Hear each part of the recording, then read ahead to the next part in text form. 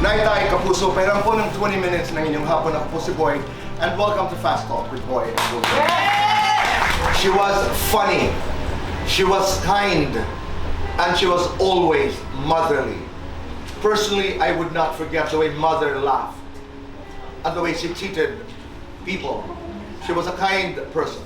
Hindi lamang po siya isang boss. Naging ina rin siya ng maraming artista at mga manggagawa sa industriya. Naitay Kapuso, please welcome si Nuki Serna and Miss Alma.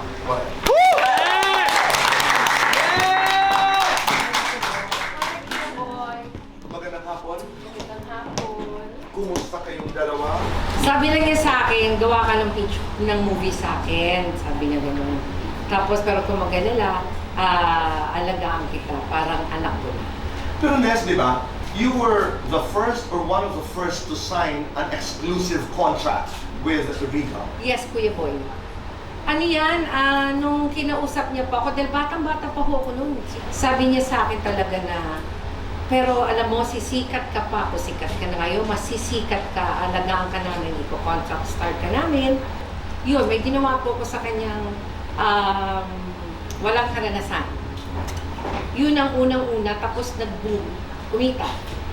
Sobrang kumita, pero sobrang pag-aalaga, tapos pag medyo ninenervous ako, nagbabantay siya sa set. Nanay, kasi syempre, baby pa ako, yung magsusuot ka ng medyo sexy. So binabantayan ka pa? Binabantayan ka niya bilang nanay. I really feel that she's my second mother talaga. How was the first meeting? First meeting ko po, kasi ang nangyari dito Boy, I became, they got me for the cover of Mr. Luis with my favorite then si Leif Garnett. Thanks to Tito Nestor Cortero, who was my first manager. Nakita po ako ni Mother Lily from that cover na inspire siya to get us underage, Maricel, Dina, and myself. To form the first batch of Regal babies. And then, so nag-meet up po kami doon sa kanyang popular, ever-famous, unforgettable Mother China restaurant. Everybody knew Mother China. Lagi tayo lahat ng artista yan. Pero sabi ni Mother, ayan, pinagkukwentuhan nila ako. Dapat, maganda.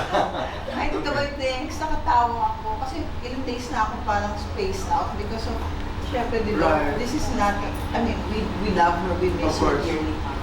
Gusto kong pasalamatan si Mother sa sobrang alaga niya po sa akin yung time na yun.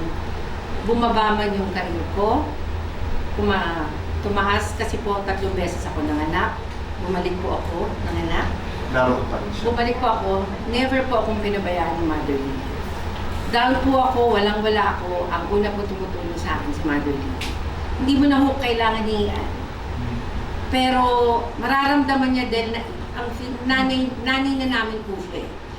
You know si Mother, maski matagal ka niya nakita, pero pag nalaman niya may problema ka, nandyan. Kaya yung nalaman ko na may sakit siya, sabi ko, naku, ang daming masasaktan nito.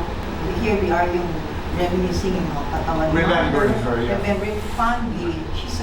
But, you know, the other side of Mother Lily is that she's so maternal, to a fault sometimes, sa akin, Tito Boy. I mean, siguro I want to take this, I know she's still here with us, to say sorry also. Kasi, you know, Tito Boy, syempre, may mga times din akong napagdaanan na naging, ano rin ako siguro medyo problematic, but Mother was always there to understand, to be by my side. And if it were not for Mother Lily, nagpakasangkapan sa Panginoon na tulungan kami, hindi siguro magiging maayos ang mga buhay namin ngayon. Okay. Sa mga Regal babies, sino ang laging natitilian? Ako. Oh, Acho! Sino ang pinaka-favorite? Wala, no? Wala. Sino ang pinaka-saway? Ako. Ito, Sino ang madalas mag-advance? Guilty or not guilty? Humingi ng bonus kay Mother. Guilty. May sinumbong na artista kay Mother. Not guilty. Naging pasaway kay Mother. Guilty. One word, describe Mother. mabait, sobrang mapagmahal. She is my Mother Lily, maternal. Mahal ko si Mother Lily dahil Nag-iisa siya. Nag-iisa siyang nagmahal sa akin at talagang tumulong.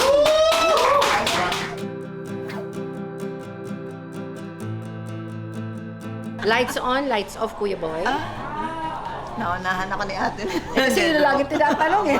If you were to describe yourself in one word, parang ano ka? Sino si Snooki? Sino si Alma Moreno? Yan. Lagi naman kaming masaya pag nag-guest dito kay Kuya. Medyo malungkot lang ngayon kasi of course kay patay si Mother Lily, pinag-usapan namin. Nag-enjoy lang po kami every time nag-guest kami kay Tito Boy because he makes us feel relaxed, very friendly, very gracious si Tito Boy. At totoong-totoo, mafe-feel mo yung kanyang concern. Yeah. So, pati sa pagtanong, ay, Actually, si masaya. Kuya Boy Masaya ang nakaalalay guesting. tumanong. Ayun, yun ang masarap sa kanya. Maraming salamat.